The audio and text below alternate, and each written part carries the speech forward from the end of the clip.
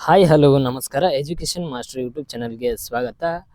ಮೊದಲಿಗೆ ನಮ್ಮ ಚಾನಲ್ ಯಾರು ನೋಡ್ತಾರೆ ಹಾಗೆ ಸಬ್ಸ್ಕ್ರೈಬ್ ಮಾಡಿರಿ. ಇವತ್ತಿನ ಕ್ಲಾಸ್ ಒಳಗೆ ಏನಂದ್ರೆ ದ್ವಿತೀಯ PUC ಪ್ರಿಪರೇಟರಿ 2 ಕೀ ಆನ್ಸರ್ಗಳನ್ನು ಪೊಲಿಟಿಕಲ್ ಸೈನ್ಸ್ ರೀ. ಇಲ್ಲಿ ಯಾರು ವಿಡಿಯೋನ ಸ್ಕಿಪ್ ಮಾಡಬೇಡಿ, ಕೊನೆ ತನಕ ನೋಡ್ರಿ. ನೀವು ಯಾವ ಆನ್ಸರ್ ಹಾಕಿರಿ ನಿಮ್ಗೆ ಗೊತ್ತಾಗ್ತದೆ. ಈಗ ಕ್ವಿಕ್ ಆಗಿ ನೋಡ್ಕೊಂಡ್ ಬಂದ್ಬಿಡ್ರಿ. ಭಾಗ ಎ ನೋಡ್ರಿ. ಭಾಗ ಎ ಒಳಗೆ ಮಲ್ಟಿಪಲ್ ಚಾಯ್ಸ್ ಇದಾವ, ನೋಡ್ಬರಿ. ಫಸ್ಟ್ ಒನ್, ಅಧಿಕಾರವನ್ನ ಕಂಪನಿಯಿಂದ ಕ್ರಮಣಿಗೆ ಬದಲಾಯಿಸಿದ ಕಾನೂನು ಯಾವ್ದು ಅಂತ ಕೇಳ್ಯಾರಿ.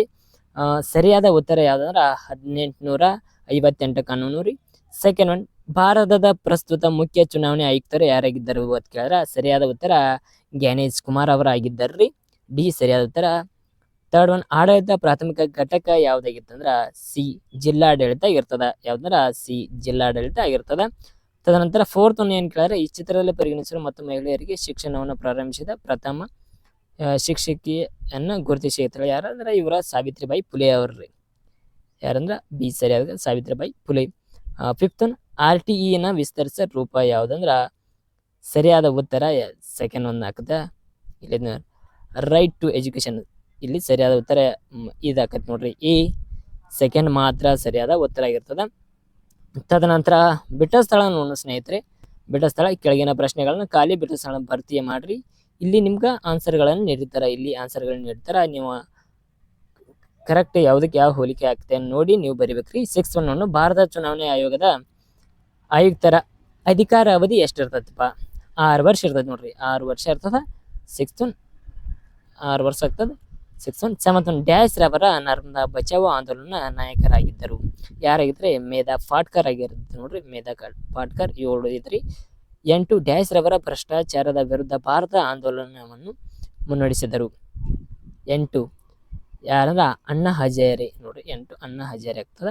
9 ಡ್ಯಾಶ್ ಎಂಬುದು ಅಫ್ಘಾನಿಸ್ತಾನದಲ್ಲಿರುವ ಒಂದು ಪ್ರಮುಖ ಭಯೋತ್ಪಾದನಾ ಸಂಘಟನೆಯಾಗಿದೆ. ಯಾವ್ದ? ತಾಲಿಬಾನ್ ರೀ. 8 9 ಇದು ತಾಲಿಬಾನ್. 10 ಭದ್ರತಾ ಮಂಡಳಿಯ ಕಾಯಂ ಸದಸ್ಯರ ಸಂಖ್ಯೆ ಎಷ್ಟಿರ್ತದ? 5 ಇರೋದು ನೋಡ್ರಿ. 10 ಇದು ಲಾಸ್ಟ್ 10 5 ನೋಡ್ರಿ 10. ತದನಂತರ ಹೊಂದಿಸಿ ಬರೆಯಿರಿ ನೋಡ್ರಿ. ಹೊಂದಿಸಿ ಬರೆಯನ್ನ ನೋಡೋಣ. ಈಗ ನೀವು ಯಾವ್ಯಾವ ಆನ್ಸರ್ ಹಾಕೊಂಡ್ರೆ ನೋಡ್ಕೊಂಡಿರ್ಬೋದು. ತಪ್ಪಕ್ಕಿರ ತಿದ್ದು ಕೊಡ್ರಿ. ಎನ್ವಲ್ಕ ಅದ ರಿಪೀಟ್ ಮಾಡಬೇಡ್ರಿ, ಯಾಕಂದ್ರೆ ನಿಮ್ಮ ಮಾರ್ಕ್ಸ್ಗಳನ್ನು ಕಮ್ಮಿ ಆಕ್ಕವು. ಸ್ಕೋರ್ ಮಾಡೋರು ಇದ್ದರೆ ನಿಮಗೆ ಭಾಳ ಹೊಡೆತ ಕೊಡ್ತೈತಿ. ಮಲ್ಟಿಪಲ್ ಚಾಯ್ಸ್ ಹೊಂದಿಸಿ ಬರೆಯಿರಿ. ಬಿಟ್ಟ ಸ್ಥಳ ಇಲ್ಲಿ ಏನಾರ ಒಂದೊಂದು ಮಾರ್ಕ್ಸ್ ಹೋದ್ರಿ.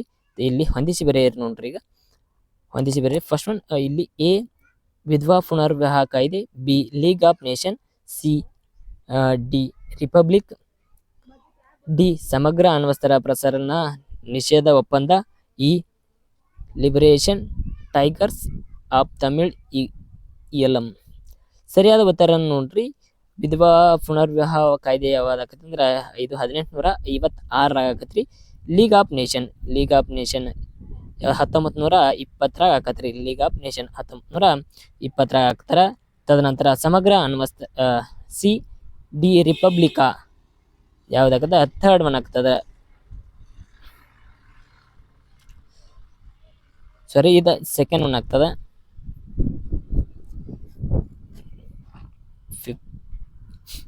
ಯಾವಕ್ಕೆ ಹಾಕವಂದ್ರ 1856 ತದನಂತರ ಲೀಗ್ ಆಫ್ ನೇಷನ್ನ ಫೋರ್ತ್ ಒನ್ ಆಗ್ತದೆ ನೋಡ್ರಿ. 1920 ಆಗ್ತದ. ದಿ ರಿಪಬ್ಲಿಕಾ ಜೀನ್ ಬೋರ್ಡಿನ್ ಆಗ್ತದ. ಡಿ ಅಣ್ವಸ್ತ್ರ ಪ್ರಸರಣ ನಿಷೇಧ ಒಪ್ಪಂದ ಯಾವಾಗ ಆಗ್ತದ? ಥರ್ಡ್ ಒನ್ ಆಗ್ತದ. CTBT ಒಳಗಾಗ್ತದ. Liberation tiger of Tamil Eelam ಇದಾಗ್ತದ. 6th ಒನ್ ಆಗ್ತದ ನೋಡ್ರಿ. 1945 ಆಗ್ತದ.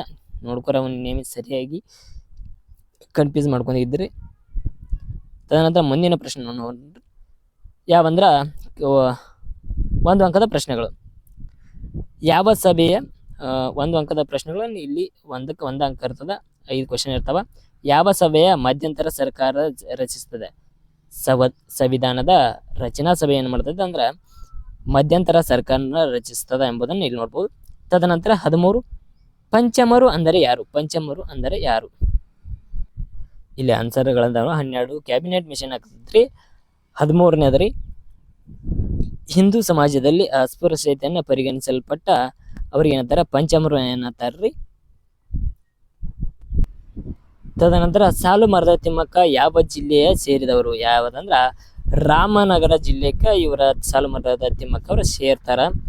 15ನೇ ಪ್ರಶ್ನೆ ವರ್ಣಭೇದ ನೀತಿ ಅಂದ್ರೇನು? ವರ್ಣಭೇದ ನೀತಿ ಅಂದ್ರೆ ಯಾವುದೇ ವರ್ಣ ಭೇದ ನೀತಿ ಅಂದ್ರೆ ಚರ್ಮದ ಬಣ್ಣ. ವರ್ಣಭೇದ ನೀತಿ ಅಂದ್ರೆ ಚರ್ಮದ ಬಣ್ಣ ಮತ್ತು ಜನಾಂಗದ ಆಧಾರದ ಮೇಲೆ ತಾರತಮ್ಯ ಮಾಡುವ ನಿಯಮಕ ವ್ಯವಸ್ಥೆಗೆ ಏನು ಅನ್ಬಹುದು ಅಂದ್ರೆ ವರ್ಣಭೇದ ನೀತಿ ಅನ್ನೋದು. ಅಲಿಪ್ತ ನೀತಿ ಅಂದರೆ ಅಲಿಪ್ತ ನೀತಿ ಅಂದ್ರೆ ಯಾವುದೇ ಪ್ರಬಲ ಮಿಲಿಟರಿ ಬಣ ಮತ್ತ ಮೈತ್ರಿಕೂಟ ಭಾಗವಹಿಸ ಸ್ವತಂತ್ರ ವಿದೇಶಾಂಗ ನೀತಿಯ ಕಾಪಾಡಿಕೊಳ್ಳುವುದು ಏನಿರ್ತೈತೆ ಅದಕ್ಕೆ ಅಲಿಪ್ತ ನೀತಿ ಅನ್ನೋದು. ಸ್ವತಂತ್ರವಾಗಿರುತ್ತೆ, ಅದು ಅಲಿಪ್ತ ನೀತಿ ಎಂದು ಕರಿಬರ್ರಿ. ತದನಂತರ ಉಪಚುನಾವಣೆ ಎಂದರೇನು? ಈಗ ಭಾಗ ಬೀರಿದ ಉಪಚುನಾವಣೆ ಎಂದರೇನು ನೋಡ್ರಿ.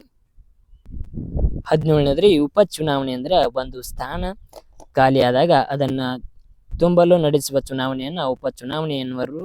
ಅದೇ ರೀತಿ 18ನೇ ಪ್ರಶ್ನೆ ರೀ, ಕೇಂದ್ರ ಮತ್ತು ರಾಜ್ಯದ ಸರ್ಕಾರ ಅಡಿಯಲ್ಲಿ ಕನಿಷ್ಠ 10 ವರ್ಷ ಅನುಭವವನ್ನು ಹೊಂದಿರಬೇಕ್ರಿ. ಆನ್ಸರ್ಗಳನ್ನು ನೋಡ್ಕೊಂಡ್ಬಿಟ್ರಿ. ಈಗ 19 ಅಧಿಕಾರಗಳ ನಿರ್ಧಾರಗಳ ಜವಾಬ್ದಾರಿಯನ್ನ ಮಂತ್ರಿ ಹೇರ್ತಾನಾದ ನಿಯಮ. 20ನೇ ಪ್ರಶ್ನೆ ಅಂಬೇಡ್ಕರ್ ಅವರ 3 ಜನಪ್ರಿಯ ವಾಣಿಗಳು ಯಾವುವು? ಶಿಕ್ಷಣ, ಸಂಘಟನೆ ಮತ್ತು ಹೋರಾಟ. ಇವರು ಅಂಬೇಡ್ಕರ್ ಅವರ ಮೂಲ ಜನಪ್ರಿಯ ವಾಣಿಗಳಾಗಿರ್ತವ. 21ನೇದು ನೆರೆಹೊರೆಯ ಶಾಂತಿಯ ಸಮಿತಿ ಎಂದರೇನು? ನೆರೆಹೊರೆಯ ಶಾಂತಿಯ ಸಮಿತಿ ಅಂದ್ರೆ ನೆರೆಹೊರೆಯ ಶಾಂತಿ ಸಮಿತಿಯಲ್ಲಿ ಸ್ಥಳೀಯ ಮಟ್ಟದ ಶಾಂತಿ ಮತ್ತು ಸೌಹಾರ್ದತೆ ಕಾಪಾಡುವುದು ಎಂಬುದನ್ನು ಇಲ್ಲಿ ನೆರೆಹೊರೆಯ ಶಾಂತಿ ಸಮಿತಿ ಎಂದು ಕರೆಯುವರು. 22ನೇದ್ರಿ ಕಾಶೀಕರಣ ಎಲ್ಲಿ ಮತ್ತು ಯಾವಾಗ ಪ್ರಾರಂಭವಾಯಿತು? ಇದು ಕಾಶೀಕರಣ ಬ್ರಿಟನ್ನಲ್ಲಿ ಪ್ರಾರಂಭ ಆಯಿತು. ಯಾವಾಗ ಅಂದ್ರೆ 1980ರ ದಶಕದಲ್ಲಿ ಪ್ರಾರಂಭ ಆಗ್ತದ. ಅದೇ ರೀತಿ 23ನೇ ಕ್ವಶನ್, ಈ ಕೆಳಗಿನ ಚಿತ್ರ ನೋಡಿ ಮತ್ತು ಉದಾಹರಣೆಯೊಂದಿಗೆ ಅರ್ಥವನ್ನು ಬರೆಯಿರಿ. ಚಿತ್ರ ಯುನೈಟೆಡ್ ಸ್ಟೇಟ್ ಆಫ್ ಅಮೇರಿಕಾ. ತದನಂತರ 24ನೇ ಪ್ರಶ್ನೆ ರೀ, ಭಾರತದ ವಿದೇಶಾಂಗ ನೀತಿಯ ಕೊಡುಗೆಯನ್ನು ನೀಡಿ ಇಬ್ಬರು ನಾಯಕರ ಹೆಸರು ಬರೀರಿ.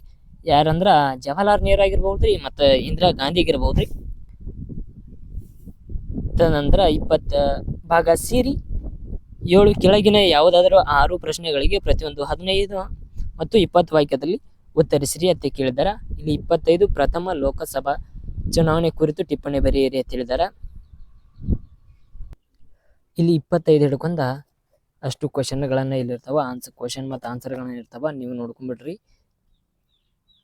25 ಪ್ರಥಮ ಲೋಕಸಭಾ ಚುನಾವಣೆಯ ಕುರಿತು ಟಿಪ್ಪಣಿ ಬರೀರಿ. ಇಲ್ಲಿ ಪಾಯಿಂಟ್ಸ್ಗಳನ್ನು ಯಾವ ಆ್ಯಡ್ ಮಾಡ್ಬೇಕು ಎಂಬುದನ್ನು ನೀವು ಕ್ಲಿಯರ್ ಆಗಿ ನೋಡ್ಕೊರಿ. ಒಂದ್ಸಲ ನೋಡ್ಕೊಂಡ್ಬಿಟ್ರ ಆಯ್ತ್ರಿ, ನೀವು ಅದನ್ನ ನೋಟ್ಸ್ ಮಾಡ್ಕೊಂಬಿಟ್ರಿ. ತದನಂತರ 26ನೇ ಪ್ರಶ್ನೆ ದಲ್ಲಿ ಭಾರತದ ರಾಜ್ಯಗಳ ಮತ್ತು ಕೇಂದ್ರಾಡಳಿತ ಪ್ರದೇಶಗಳನ್ನು ಪಟ್ಟಿ ಮಾಡ್ರಿ ಅಂತ ಕೇಳಿದಾರ.